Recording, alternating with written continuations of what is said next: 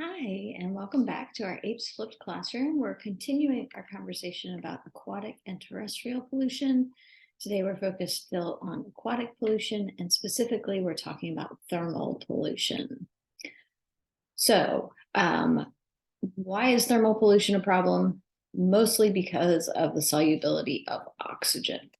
So solubility, when we talk about the term solubility, we mean the ability of a solid or a liquid or a gas to dissolve into another liquid or solid or gas. So in this case, we're talking about the ability of oxygen to dissolve into water. And there is, unlike solids, which become more soluble at higher temperatures, gases actually become less soluble at higher temperatures. So we have an inverse relationship between water temperature and oxygen solubility. So as water temperature increases, dissolved oxygen, which we abbreviate as DO, decreases.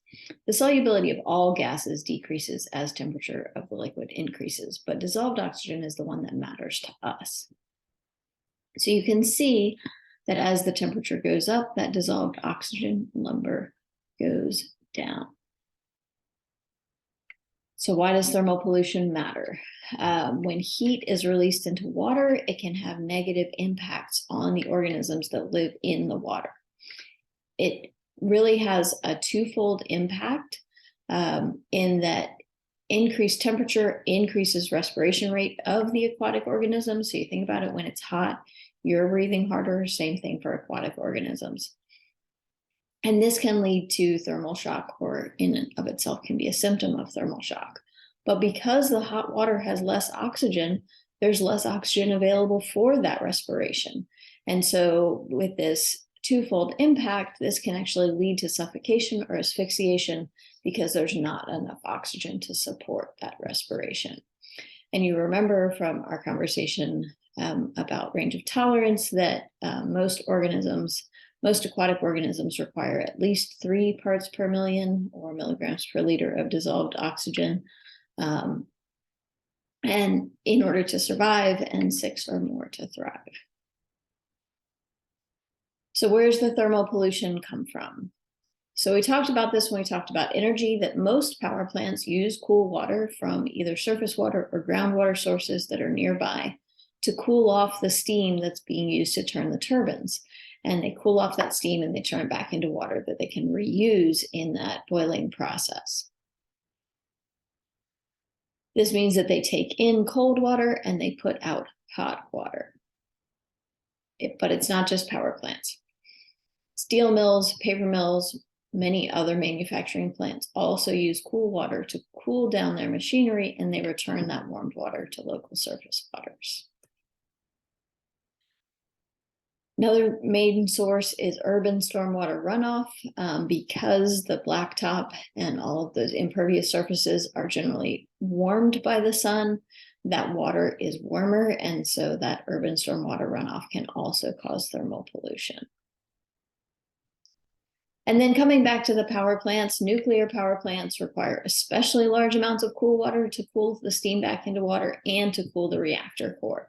So nuclear power plants, their major day-to-day pollution is this thermal pollution, and they do have more thermal pollution than a coal-fired or natural gas-fired power plant. So what can we do about it? So when it comes to power plants, they use things called cooling towers, and those are used to cool steam back into water.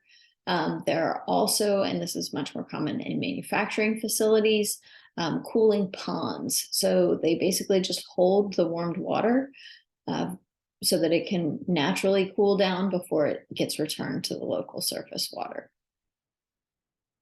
So here's a diagram of a cooling tower. So the hot water comes in around the middle of the cooling tower. There's a fan that is exhausting warm air and pulling cool air in from below.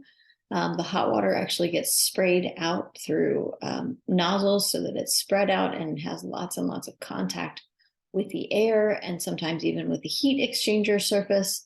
as that water cools, it's going to condense, it's going to drop down into the basin at the base, and you're going to have that cooled water, which can then either be discharged or potentially put into a cooling pond before it gets returned to the local surface water.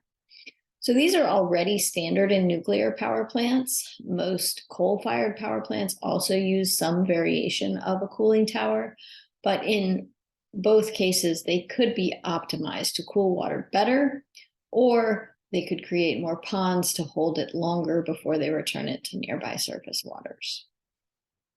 So that's how it's addressed.